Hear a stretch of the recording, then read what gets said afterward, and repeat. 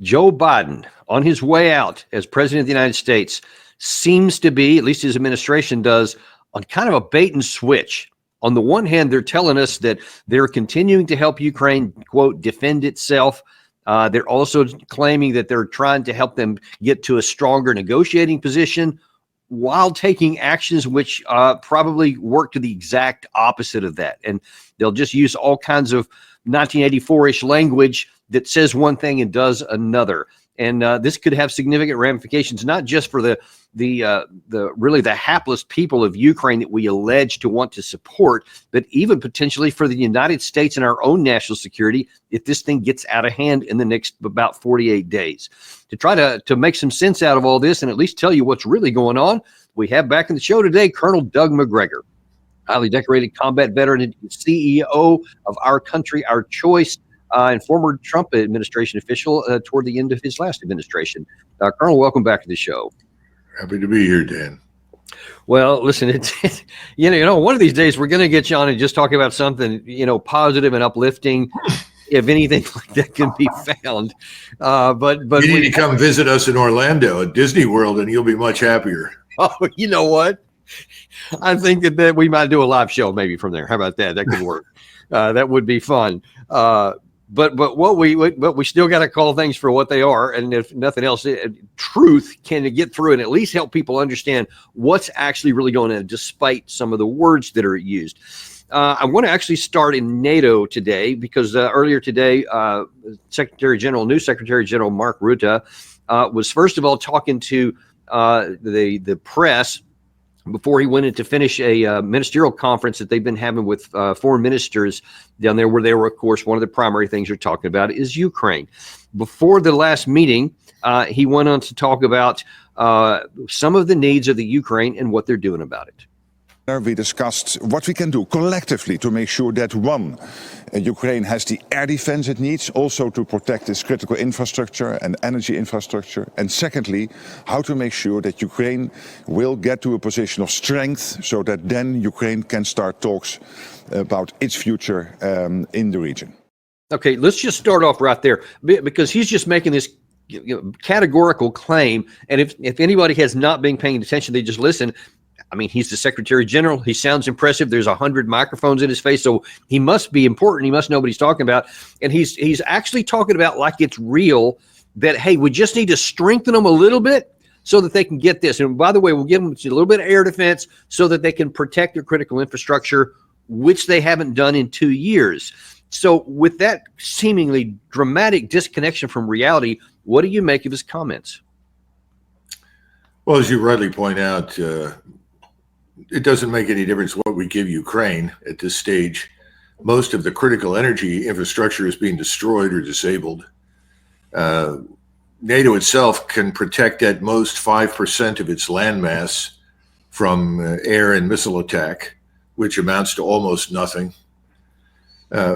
Keep in mind that Secretary of State Blinken has just announced within the last 24 hours that $50 billion in Russian assets will be transferred to Ukraine. So this is a theft on a public level, on a gargantuan scale of money that is not ours, it belongs to Russia. This obviously is to cultivate goodwill and improve our position with Russia, no doubt. I'm surprised that the Russians will listen to anything we say and talk to anybody we send over there. So that's the first disaster. The U.S. Army, I found out this morning, Department of the Army is being told to transfer roughly $5 billion in equipment and ammunition by the 5th of January to Ukraine. So this train that is supposed to sustain Ukraine until 20 January or potentially beyond that is running at full speed. The question is there anybody at the other end of the line to accept any of this and do anything with it? About the only thing I think we can be certain of is that half of the money will be stolen and end up in foreign banks in places like Cyprus, Albania, Singapore, Shanghai, who knows? And that's about it. Now, how much of the equipment will get there? We think now a third to a half of the equipment we've sent over there has ended up on the black market too.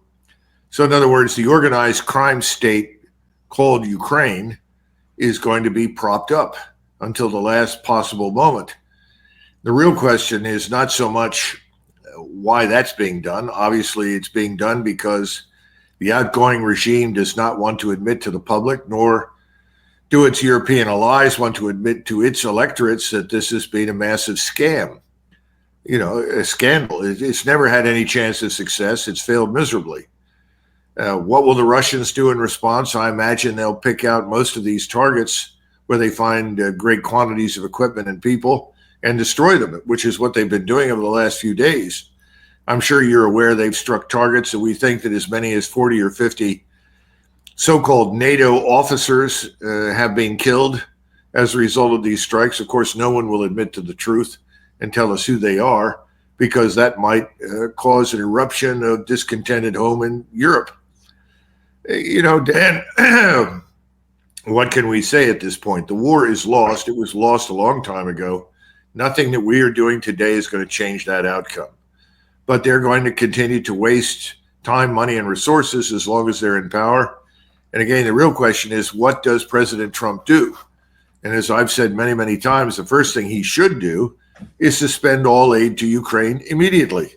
Stop wasting time, money, and assets on this criminal regime, and then withdraw all U.S. personnel, uniformed or otherwise, whether it's military, diplomatic, or intelligence. Get them out of Ukraine as quickly as possible. That will bring an immediate end to the war, because at that point, the edifice that we call Ukraine, or I should say the facade, will collapse. And the Russians will then be putting whatever is left together. I imagine a new regime of some kind will emerge. But the point is, we're not prepared to do that. We're interested in preserving this puppet regime. We don't care how many people in Ukraine are killed or wounded or die. We just want this to go on the mistaken belief that somehow or another this helps us and harms Russia. Well, if it's harmed Russia, Russia looks awfully strong and powerful to me, and we look increasingly weak and confused. So let me ask you something, Doug, on this point. Zelensky, in an interview with Sky News about 4 or 5 days ago, said that, hey, one of the big problems is that this big surge of equipment could help. He said that we had 10 brigades and we need them outfitted, but I've only got 2.5 brigades worth of kit. So I've got 7.5 brigades that are sitting here, waiting for stuff. Implying that, and apparently the U.S. is facilitating this belief that if we just get them all this stuff, then all of a sudden then they can be a really effective military force. But in many of the books that you've written, you talk about how it takes years to build a force. So I wonder if you can talk about what you think the utility. Let's say that they got all 10 brigades outfitted, shortly after the 6th of January. What difference would that make on the battlefield? Well, given the paucity of veterans, they're not likely to perform very well. This is reminiscent of what happened towards the end of the Second World War in Germany. Most of the veterans were dead. Remember, by October of 1943, the Germans had lost 55,000 officers. I don't think any other army in the world could have continued fighting all the way until May of 1945. But the German army, because of the high quality of its leadership. But this army is by no means the Wehrmacht. They've already run out of the lifeblood of their country. They're now dragging in 18-year-olds. You and I have seen all the videos that are posted on Telegram and elsewhere of boys being dragged into uniform. It's a complete waste of time. We make this mistake in the United States. We say, well, we need more men in the Army or more men in the Marine Corps. Well, you can add more personnel, but that doesn't necessarily equate to trained, organized, equipped, and effective formations. And armies consist of formations, not individuals. So you're 100% right. So I imagine there'll be some veterans in these formations, but probably not enough to make any difference. But again, that doesn't matter. Remember, that's not the point. The point is to keep this orgy of death and destruction going as long as possible. And it's a waste of time, because most of these governments in Europe that are supporting this craziness are going to be out of business anyway. Schultz is going to be tossed out. Now, I don't know who will replace him. I've understood that some man named Merz may come in, and he's as much on the lunatic fringe as Scholz is, refuses to come to terms with reality. I don't know what will happen with France. Le Pen is probably more reasonable and rational. Starmer is waiting to be removed from office, I think, by open rebellion in England. We'll see. You know, this is a catastrophe. NATO is on the ropes. The European Union is going to crumble. None of this is going to work. The only thing that has happened as a result of this war is Europe is convulsing in disorder, and we are confused and wasting money, resources, and assets while the important problems that we have to solve here at home are ignored. And I want to go down that path a little bit more, because one of the claims from the United States and NATO in getting this additional ammunition and weapons surged into Ukraine is so that it gives them enough strength in order to have a good negotiating position. But concurrent with that, then after this ministerial meeting this morning, just a couple of hours ago, you had Mark Rutte saying, here's what the strategic objective is. Well, let's not forget that in 2008, already in Bucharest, there was the decision that the future of Ukraine should be in NATO. And we have had the decision in Washington on the irreversible path towards NATO. And basically, since early 2022, countries have been working on bilateral agreements with Ukraine to make sure that we do everything to get them in a position of strength. We have the pledge, we have the command in Wiesbaden, and all of this is building the bridge towards NATO. Building a bridge to NATO. The very reason that Russia went to war, you're trying to tell everybody that part of the negotiated deal is Ukraine with the bridge to NATO. What does that tell you? You know, when Ambassador McFarland took over under the Obama administration as ambassador in Russia, one of the first things in his discussions with the Russians, he was told by Putin personally. Putin leaned over and whispered and said, "You don't listen." Well, this is a perfect example of nobody is listening. We've had Stoltenberg, who represents 5 million Norwegians. I've forgotten how many people live in the Netherlands right now. Is it 7 million, 8 million? These are both willing puppets of the globalist elites that rule us in Washington and in Europe. These people don't represent anything. They don't represent any major military capability. They are, in fundamental terms, a joke. And he's standing up there making outrageous statements that have been fed to him from Washington, once again, to maintain the facade. All of this rests on the foundation that is really made of paper. It's bloviation. It's hot air. We don't have anything more to send over there ourselves. We're entirely dependent upon air and naval power to try and compensate for the very small and inadequate ground forces that we have. All of this is bluster and nonsense. They think the Russians are buffaloed. The Russians are not buffaloed. The Russians know the score. And eventually, if we continue down this road, they will advance and we will be subject to missile attack. And we will see installations inside NATO destroyed. And if you think that the NATO states are going to collectively come together and scream bloody murder for nuclear war with Russia, well, you're very much mistaken. The populations in Europe are not interested in going to war with Russia. So all of this is hot air. It doesn't make any sense. And they can't forcibly drag people into war with Russia who don't want to go, no matter how hard they may try. And there are some that seem to really do want to try that. And I listen, it's hard for me to understand what the even perceived benefit would be to this. But you said a lot of this is coming from Washington. A lot of it is also coming from London. And you have now disgraced former Prime Minister Boris Johnson was on a radio show a couple of days ago talking about what he thinks ought to be part of a negotiated settlement in addition to NATO being on the table. I don't think he can begin by vitiating that, by risking a capitulation to Putin and the humiliation of the United States, because that's what, and of NATO, because that's effectively what it would be if he were to pull the plug on the Ukrainians. So I think we should certainly be putting troops in to backfill. Absolutely. British troops. Yeah, I think in the areas, I don't think we should be sending in combat troops to take on the Russians, but I think as part of the solution, as part of the end state, you're going to want to have multinational European peacekeeping forces monitoring the border, but also helping the Ukrainians. And I cannot see that such a European operation could possibly happen without the British. We've got to be there. Now, a couple of days after this, I'm not making this up, Michael Clark went on Sky News and said that he thinks French, UK, and German troops neutral European states should be patrolling this, looking across the line of contact, daring Russia to attack. What in the world are they talking about?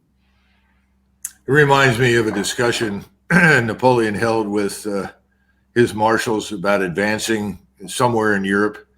And somebody raised the point, sire, the Pope opposes this idea. The Pope won't support it. Napoleon looked at the man and said, how many battalions has the Pope got? The answer was none. What kind of force is this man talking about? 70,000 men in the British Army? Oh, he's going to mobilize the so-called territorials. Our National Guard is going to be mobilized and a few weeks later launch into an offensive against the Russians. I mean, that's essentially what he's talking about. It's absurd. In 1914, the British had a more capable force probably than they had at almost any time in their history to that point in terms of an army. And they sent it to the continent in 1914, even though that force had never been designed to fight on the continent. It was designed to go elsewhere. But the point is they sent it. And 90 days later, most of that force of over 150,000 men was annihilated, almost non-existent, crushed. And they began shoving volunteers in to fill the levee. At the end of the whole process, 80% of the defensive line facing the Germans was manned by French troops. Only 20% was manned by the British. And that did not change for several years because the British simply didn't have the manpower trained, organized, and equipped to do anything. This is even worse. I mean, the 70,000 man British Army is a boutique force. I mean, certainly they do a brilliant job of performing in London and at the Edinburgh Tattoo, and they'll do a great job suppressing people in Sierra Leone or in far-off British Guiana. But this is not a force designed to fight the Russians. Neither is the French force. A friend of mine in the French army says the only thing the French army is prepared to do, Douglas, is go on safari in North Africa. And that's all by design because people many, many years ago decided that we weren't going to fight any wars in Europe. And in fact, NATO's purpose all through the 90s, whenever I would ask about it, would be the same thing. NATO is here to prevent any more wars from breaking out in Europe. Well, we discovered that was wrong. NATO exists to fight wherever the United States wants to send it. And NATO exists to support whatever belligerent actions the United States wants to take. This is ridiculous. It has no chance of success. It's going nowhere. And if those forces cross into Western Ukraine, they'll end up coming back in body bags because the Russians are ready and the Russians can mobilize more forces. They are at a war standing right now. They're ready to fight. Now, they don't want to. They'd rather end this thing and get back to business as usual, and they'd much rather do business with the British and the French and the Germans. This is all concocted, fictitious nonsense. And somehow or another, the people in Europe have got to rise up and put a stop to it before their governments commit suicide. Now, I think that what a lot of people in Europe are waiting on to see what happens with the incoming Trump administration. And of course, he's, campaigned all about wanting to end the war on the first day and all this kind of stuff. Well, since he has won the election and now his administration is starting to take shape, a lot of the focus has been on his special envoy to Ukraine, General Kellogg, who used to be the national security advisor for the vice president or Trump's first campaign. And he was on news, just Fox News a couple of days ago, answered a question that, hey, is the Trump administration upset because Biden has allowed long-range weapons and is now flooding the zone with all of this additional equipment and everything that that Jake Sullivan's talking about, et cetera. And instead of saying he was upset about it, he had a different take that it actually gives Trump leverage. In a way, it's really pretty good for the president-elect because it gives him leverage. He can make the decision on what he wants to do, and the more that the Biden administration does this, it creates a greater opportunity for the president-elect to do what he wants to do. And again, he understands leverage probably better than anybody based on his business experience. But, we go back to September when Zelensky came to Trump Tower and he went up there and then he and the president spoke and they were talking about after 1,000 days of war, they're signaling it's time for this war to end. Because the president said very clearly, and it's a quote, it is time. And he's right about that. This war's gone on for over 1,000 days. It's expanded. It's now global in nature. When I mean global in nature, when you look at what's happened, you've got the North Koreans involved by providing troops, you've got the Iranians involved, you've got the Chinese involved, and you've got the Russians involved. So the makeup of the war has expanded, and it's time we kind of put it back in a box, not only for American security, but for global security as well. Yeah. So I don't have a problem with what they've done. It's all based on leverage. The president understands that, and he's going to use it to his advantage. What troubles me about this, I think he might believe what he's saying, that he thinks that he does have leverage, and he just articulated accurately. You've got Russia that you just pointed out is much stronger than it was in February 2022. It's 500,000 larger than it was, and their defense industrial base, the armament, all kinds of things are much better than they were before.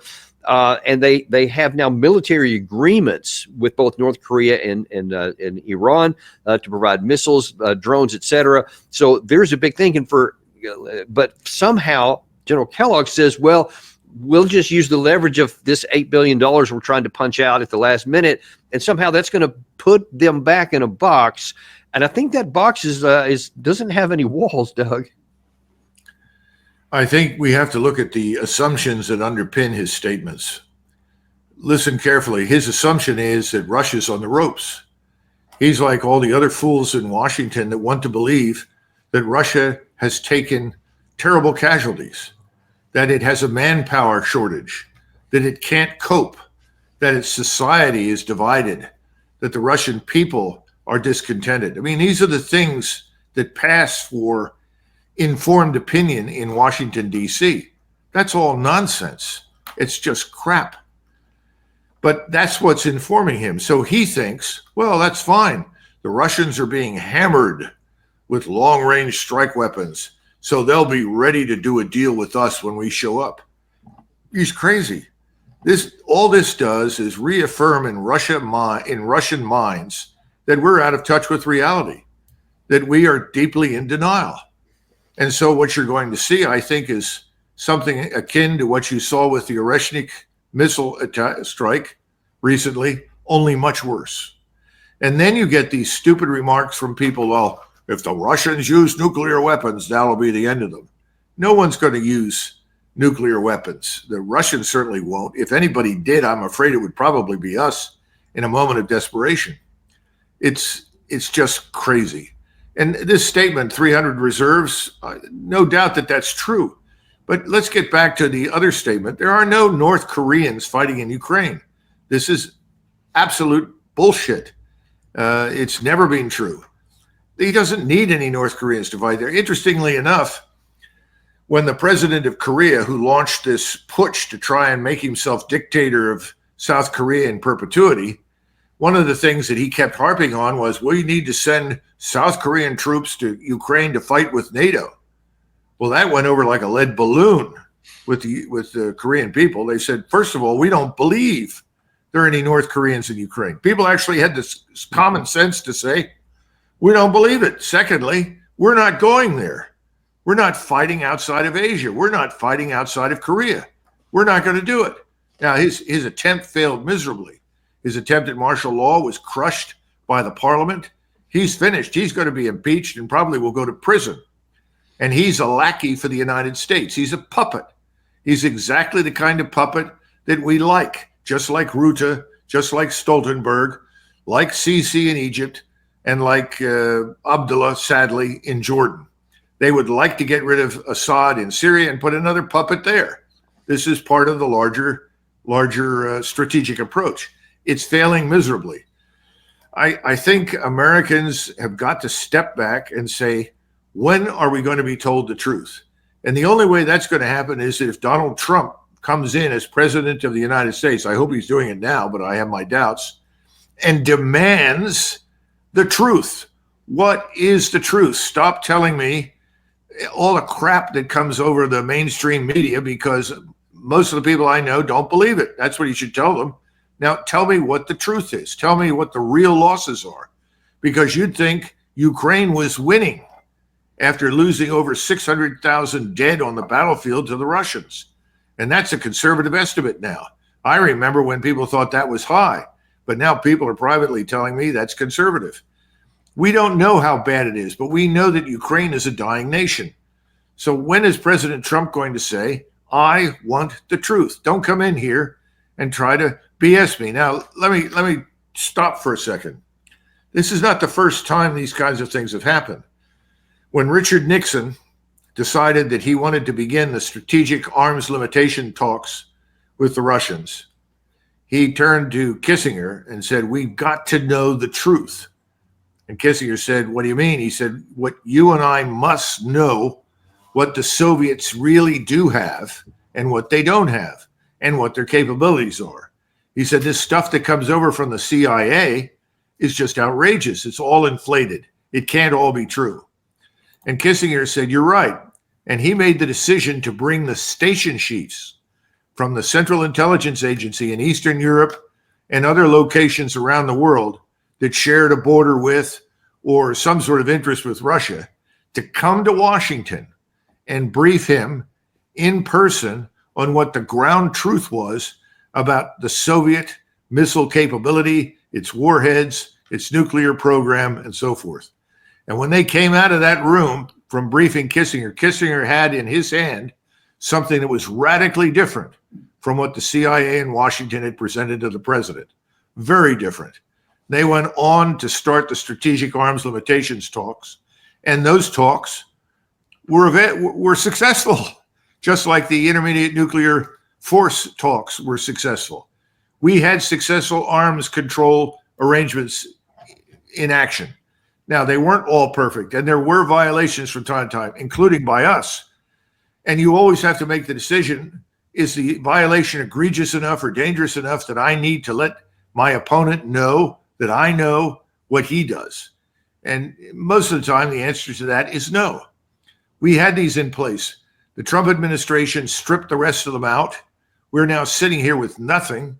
And then everyone is surprised when an Oreshnik missile that flies at who knows what, Mach 8, Mach 9, Mach 10, 9 times or 10 times the speed of sound, and delivers 36 precision-guided bomblets or rockets, and signals that this destructive capability is equal to a small nuclear warhead, at least 5 kiloton blast. And the big message is, we don't need nuclear weapons. We can reach our targets without them, and there's nothing you can do to stop them. And in the meantime, we're saying we're going to provide air defense to the Ukrainians when we can't even defend ourselves. These people are delusional. They should be removed immediately from the government. Speaking of delusional, you mentioned at the outset of this that one of the things that you would recommend that the incoming Trump administration does is immediately stop all the support, because then that's going to lead to the reality that even the fiction can't be sustained any longer. And ironically, Zelensky was asked about this a couple of days ago about what he thinks would happen if that very policy were put into place. You said the U.S. can't force you to sit at the negotiating table. What if the U.S. government cuts military funding to Ukraine? If they will cut, I think we will lose. Of course, anyway, we will stay, we will fight. We have our production, but it's not enough to prevail. And I think it's not enough to survive. But that will be, if such choice will be American choice. So we will decide what we will have to do. But see, I don't think that would be the result, that they are going to lose. They would only lose if he did what he said, which was we would continue to fight on without it. But if Trump comes in and says, hey, we're going to cut all this stuff so that you can seek a negotiated settlement on the best terms you can get, which will be ugly, but will stop the war. I mean, do you see that as his two choices? I think Zelensky will immediately pack his bags full of cash and gold, climb onto his private jet or into his Bugatti that his wife drives between Kiev and Warsaw, and leave and fly to who knows where. Perhaps he'll fly to his Italian vineyards, this magnificent mansion that he's purchased, or perhaps he flies to Israel, which I know has offered him sanctuary. Of course, if I were he right now, I'm not sure that that's what I would do, given the very volatile situation there. But nevertheless, he'll just leave. He'll leave the place entirely, and then somebody else will step forward. I don't know if that's Zelensky sitting in London now, that I understand that MI6 and others have groomed as a potential replacement. Who knows? But this whole thing is done. It's over. The population has suffered enough. It only gets worse from here. Not only are they going to freeze in the winter, but pretty soon they're going to go hungry. They're not going to eat. They won't have any fuel for their trucks, tractors, anything in Ukraine. So people need to wise up and recognize they're dealing with probably one of the greatest scam artists in the history of mankind, and that's Zelensky. This man is the Bernie Madoff of international relations. He belongs in jail or much worse, just like Bernie Madoff did. And that's what you've got. Bernie Madoff running the show, telling people lie after lie after lie. And he's being encouraged to do that by his friends. And his friends are in power right now in Washington, London, Berlin, and Paris. Well, and yeah, that's what I was going to say. Nothing we can do about it till they're gone. You're talking about a Bernie Madoff, but without this enabler here, who is ostensibly the Secretary of State of the United States, all this fiction would just be like a television show that he used to do. Ukraine is on an irreversible path to NATO membership, but we're focused on this in a practical way. We set up a dedicated NATO command whose purpose is to help speed Ukraine down that path to membership. And one of the things we focused on here was making sure that command was fully resourced. And now countries have stepped up to make sure that they have the people in place to make the command operational. That, as a practical matter, along with the reforms that Ukraine continues to engage, is what's going to move it to membership in the alliance. So Ukraine is on a clear trajectory that we've worked to establish and that we want to make sure continues through the end of this year and well into next year. And that way, the Ukrainians will be in a strong position to make the decisions that they need to make about their future. If Russia insists on continuing the aggression, Ukraine will be able to deal with it. If Russia is actually prepared to negotiate in good faith, Ukraine will be able to do it from a stronger position. So what do you think is at play here, Doug? So that's today. That's earlier today. We're roughly 6 weeks out before he's out of power. Why would you want to say something that I can't imagine that he doesn't know what you've said here already, that there is no capacity. They will never be in NATO. Trump is not even going to entertain the possibility. Are they saying stuff like this to try to make it look like Trump pulled the rug out from under him or something? Or why would they keep saying stuff so detached from reality? You know, when the French lost the war to the Prussians in 1871, after the war was over, inside the French general staff, they said, "Speak of it never, but think of it always." In other words, don't mention this, don't bring it up. We don't want to talk about it, but never forget it. I think that's what we're dealing with here. We're just flat out denying the truth for the reasons that I outlined. Everyone has stepped forward and joined the big lie. No one can deviate. No one can diverge from the path of lying. If they do, the whole thing collapses immediately. So you keep up the front, you maintain the facade, regardless of what it costs in American money and resources, regardless of how many Ukrainians are killed. And we now know that we've lost people in Ukraine as well, although no one will admit it, along with our NATO allies. And then when the new man takes over, if he does anything at all that moves us closer to a negotiated settlement that ultimately recognizes the ground truth, which is Russia is in charge. Russia's won this war, and Russia is not going to back down from that. Why would they? I wouldn't. It does. If we had won something, we wouldn't back down from it either. So the bottom line is that's what no one wants to do. And if Donald Trump does it, and I think eventually he'll be compelled to do it, although instead of doing it, I predict what we'll probably see happen is that the media will be told by the CIA and MI6 and everything else, just don't talk about this anymore. Focus elsewhere. And we'll give them a new war in the Middle East. Only the new war in the Middle East will be as bad, if not worse, than what we've seen already in eastern Ukraine. And we are not going to be on the winning side on that one either. But that's preferable to admitting disaster. I mean, don't you remember how Jimmy Carter and, for that matter, Gerald Ford all stood up and said, we failed miserably in Vietnam. It was a tragedy. It was a disaster. We should never have done it. Don't you remember when they made those statements? No, they never made those statements. Yeah. They said, oh, we may have killed 250,000 or 300,000 Vietnamese. My God, we killed at least 2 million, I suspect, based on the numbers that I've seen. No one would admit it. Today, we talk about it, but there was never a willingness at the time to be truthful. Disraeli said that the rarest commodity in politics is courage. Boy, was he right. There's no one with courage to admit anything. And the sad part is that for President Trump, this is a simple issue. You simply stand there and you say, look, I didn't start this. I didn't want this, and I want to end it. I'm going to take steps to do that, whatever is required, because this is something we don't want to be part of anymore. And we don't want a war with Russia. Kling, he wins. He wins. I think a lot of people would support that. I mean, he wins from Portland, Oregon to Portland, Maine. That's a winning hand. Instead of this nonsense, according to Sebastian Gorka, man about town, if you don't do what we say, well, then he'll deliver more aid than he's ever delivered. Yeah, and who's going to pick it up and use it?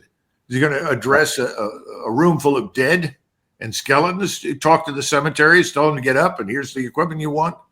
And you hear this crap of, it's our fault they're in this position. We should have let them do anything they wanted to begin with. Well, that's a lot of nonsense.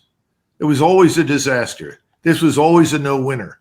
And the only solution when you have failed in a proxy war is to jump in and fight it yourself. That's the only solution. And you know what, Dan? We're not going to do that. Neither is Mr. Rutte or his predecessor Stoltenberg. Forget it. They're not going to show up. Yeah, or Keir Starmer or Emmanuel Macron, when it comes down to it, I don't think that they're going to shovel their own troops into that. I don't think either one of them politically could survive, not to mention the fact it's immoral. What do you think, Doug, and let's look at a different aspect of this, the Ukrainian people, what is your guess as to when all this plays out, as it necessarily will, it just has to, the war has long been decided, it just is still be going on to find out what the final loss tally is going to be on the Ukraine side. But once it finally happens, it seems that even the government media campaigns and whatnot that have been flooding the Ukraine zone all the way through about, we're going to win, we're going to drive them back to the 1991 borders, all this stuff, when all of it's exposed as being a sham. What do the people think? Do they feel, or are they going to feel like they've been betrayed by their people, betrayed by the West? Are they going to think that, oh no, you guys just didn't do enough and then we would have won? How do you think that's going to play out on the ground?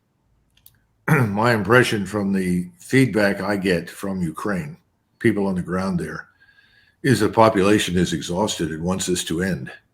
And they're quite prepared to cede territory in eastern Ukraine that most of them always knew was Russian anyway.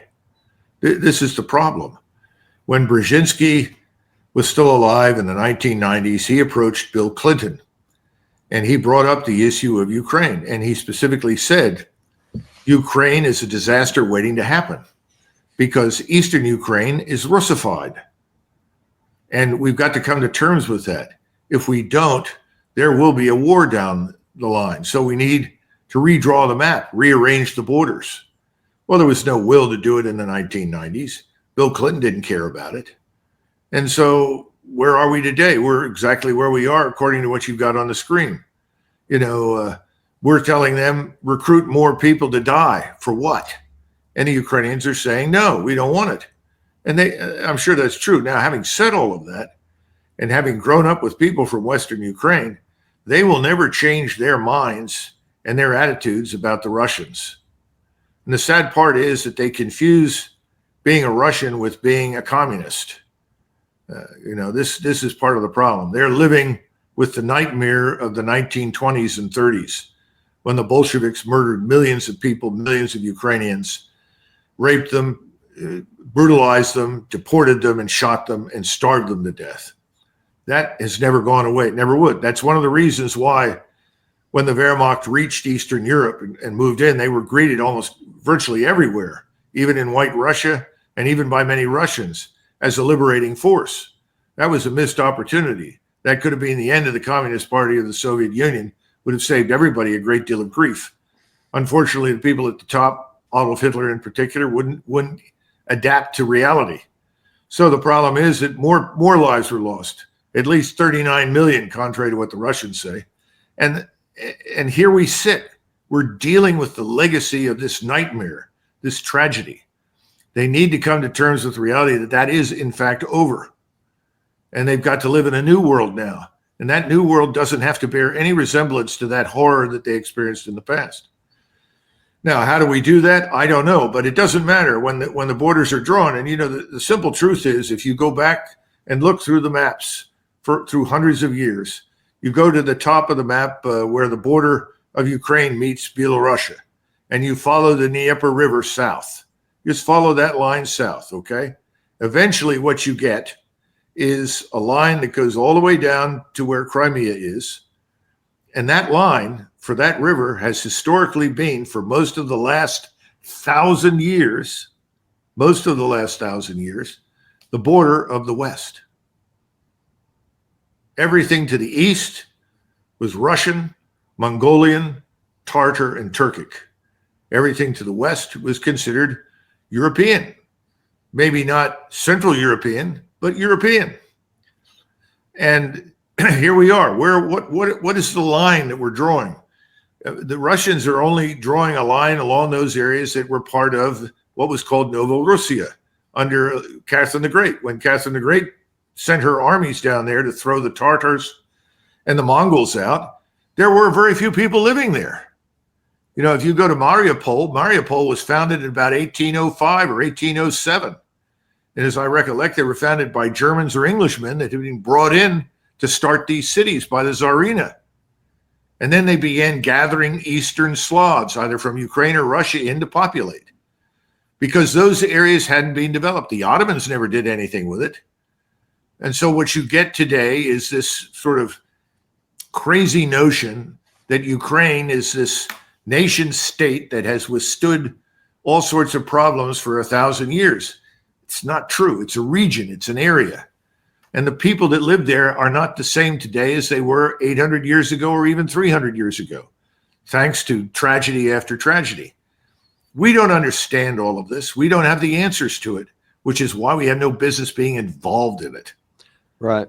Yeah. And then the people who live there have a hard enough time it is, but all we can do is just exacerbate it. Well, we'll have to hope that when President Trump gets in, that he'll do any version of the things that you recommend, because that certainly would be the best way to put a cap on something really ugly and prevent it from getting any further. Anyway, but listen, really appreciate you as always, because you bring so many things to the table, so much historical analogies and so much clarity on things that are really complicated, and we really appreciate it. Okay, good, Dan. Thanks. And thank you guys very much, too. Be sure and like and subscribe if you haven't on your way out. And also let you know we are on podcast now. We have added that to it. Just go to Apple Podcasts, Spotify, Podcast Addict, anywhere you get your podcast. Type in Daniel Davis Deep Dive, and you'll find us waiting there for you. Thank you very much, and we will look forward to seeing you on the next episode of Daniel Davis Deep Dive.